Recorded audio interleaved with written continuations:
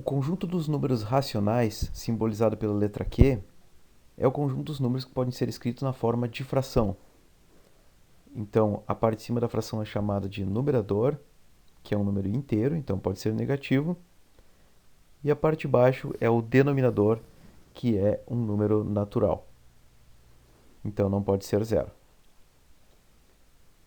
Como exemplos, claramente as frações, como 3 sobre 5, inclusive frações negativas, como menos 4 sobre 3. Lembrando que as frações, quando elas são positivas e principalmente quando são menores que unidade, a gente pode representar elas como partes de um todo. Por exemplo, aqui eu tenho um todo dividido em 5 partes, que seria o denominador. Então é o que dá nome à parte, então eu tenho quintos aqui, e eu tomo 3. Então o número de partes me indica o numerador. Né? Então isso representa a fração 3 quintos. Os números inteiros também são números racionais, porque eles podem ser vistos como frações onde o denominador é 1. Também são racionais números com expansão decimal finita, ou seja, com um número finito de casas depois da vírgula. Porque sempre essas casas depois da vírgula podem ser vistas como décimos, centésimos, milésimos, décimos de milésimo e assim por diante. Você pode verificar que, por exemplo, os números decimais mostrados acima podem ser descritos como frações, como mostrado.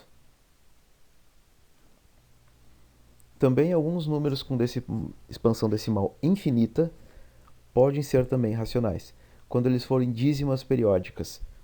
Então, eles têm que ter um padrão de tamanho fixo que se repete. No caso, esse número 0,3333 é igual a 1/3, porque o padrão fixo 3 se repete. Poderia ser 0,123, 123, esse seria também um padrão de tamanho fixo. Quando existe um padrão que o tamanho não é fixo, então daí o número não é racional. Vamos tratar agora de simplificação de frações.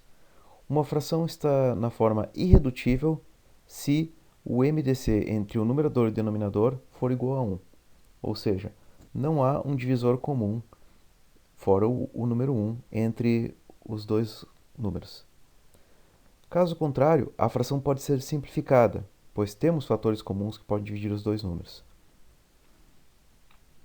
Por exemplo, a fração 4 sobre 10, ou 4 décimos, eu posso dividir o numerador e o denominador por 2 e transformar então a fração em 2 quintos.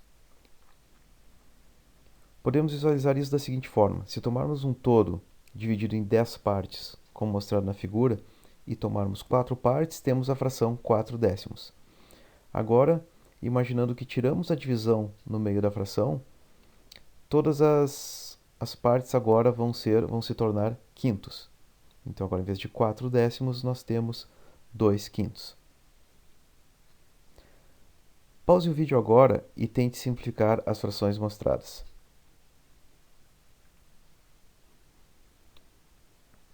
Como você deve ter verificado, os resultados estão mostrados a seguir.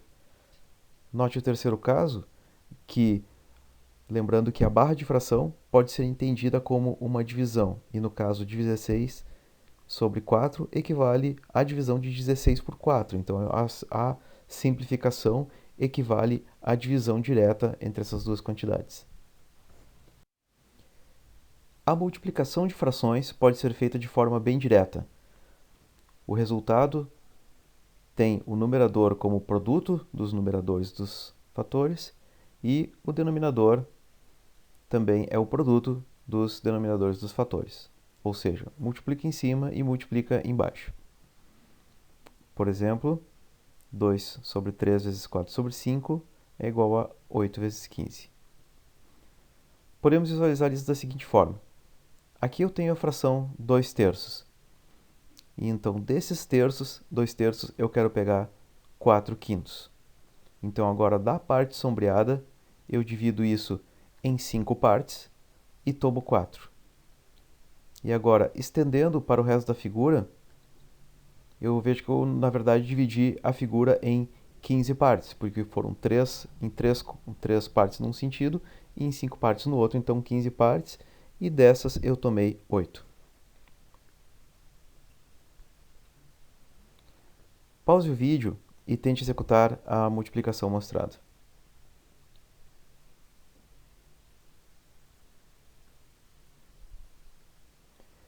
O truque aqui é visualizar o 3 como um número inteiro, que é uma fração com denominador 1. Observe que, se os denominadores tivessem trocado de posição, eu teria o mesmo resultado.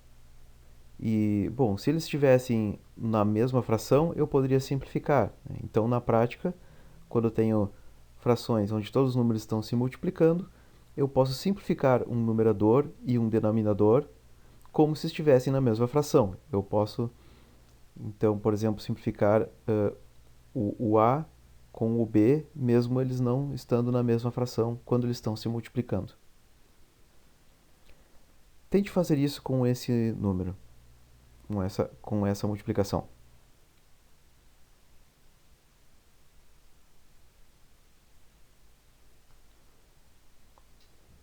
E aqui está o resultado. Você pode ver então que o 4 pode ser simplificado com o 8 e o 9 pode ser simplificado com o 27, como se a multiplicação fosse 4 sobre 8 vezes 9 sobre 27. Se fôssemos simplesmente multiplicar 4 vezes 9 e 27 vezes 8, nós obteríamos números muito maiores e o resultado final seria bem mais difícil de simplificar. Para entendermos a divisão de frações, primeiro precisamos do conceito de inverso de um número. Então, o inverso de um número não nulo é definido como 1 dividido por esse número, e denotamos isso como número elevado no expoente menos 1. No caso de frações, isso equivale a simplesmente inverter a fração. Então, a divisão, no caso, é definida como a multiplicação de um número pelo inverso do segundo fator. Então, lembrando que a barra de fração ela pode ser entendida como uma divisão. Então, x sobre y, ou x dividido por y, é igual a x vezes o inverso de y. Então, no caso, a divisão de duas frações, que pode ser uma fração sobre outra fração, note que o traço no meio é maior, ou então eu posso escrever isso com o operador de divisão explicitamente. E então o que eu faço é copiar a primeira fração, trocar a divisão por uma multiplicação e inverter a segunda fração. Pause o vídeo agora e tente executar as seguintes divisões.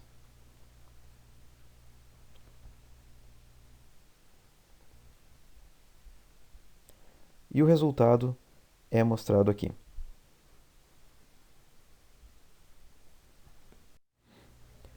A soma de frações, em comparação com a multiplicação de frações, é uma operação mais complicada de se executar mecanicamente.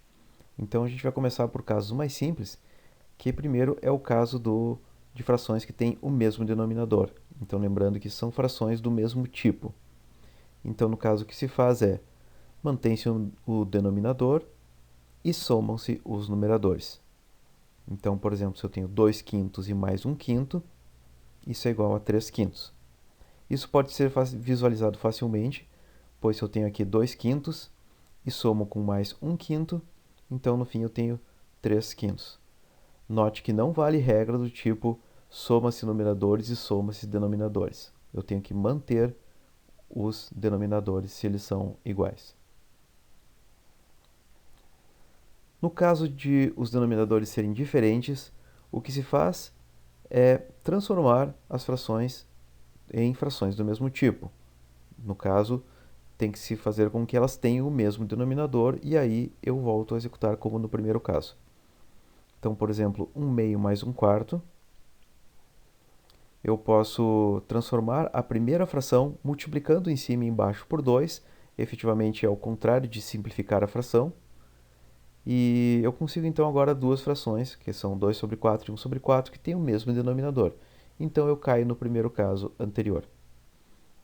Eu posso visualizar isso da seguinte forma. Eu tenho aqui 1 meio e aqui eu tenho 1 quarto. E o que eu posso fazer agora é transformar a primeira, basicamente cortando os pedaços da primeira fração, E agora eu tenho quartos também na primeira fração, e agora eu executo a soma normalmente como no primeiro caso. No caso geral, eu tenho a seguinte fórmula. Note que isso equivale a fazer o seguinte: eu posso pensar como se fosse um produto cruzado, que eu tenho no numerador do resultado, primeiro, o produto de A e D, e o outro termo vai ser o produto de B e C. E embaixo no denominador, eu coloco o produto dos dois denominadores. Note que isso nem sempre é o jeito mais rápido de se fazer. Por exemplo, quando tem os mesmos denominadores, isso não é necessário.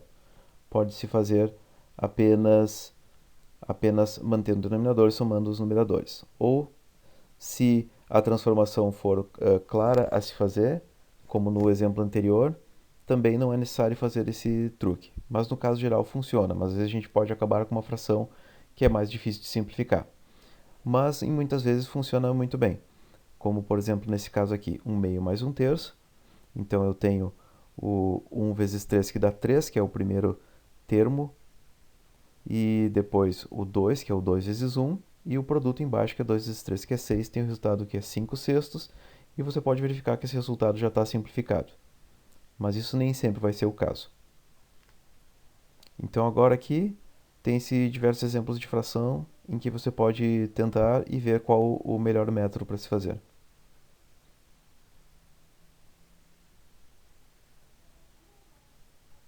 E aqui estão os resultados. A potenciação de frações, sendo uma extensão da multiplicação de frações, também pode ser feita de forma razoavelmente simples.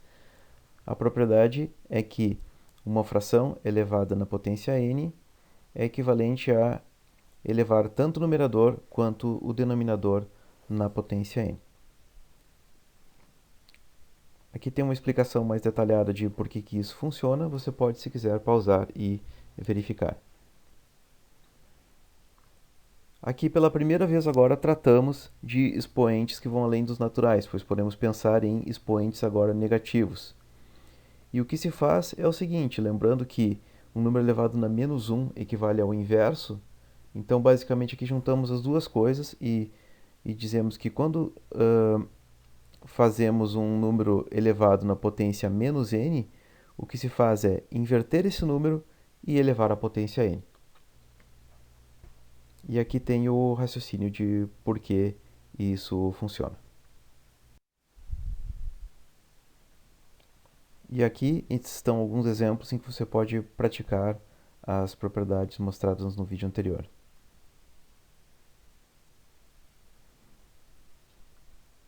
E aqui estão as respostas.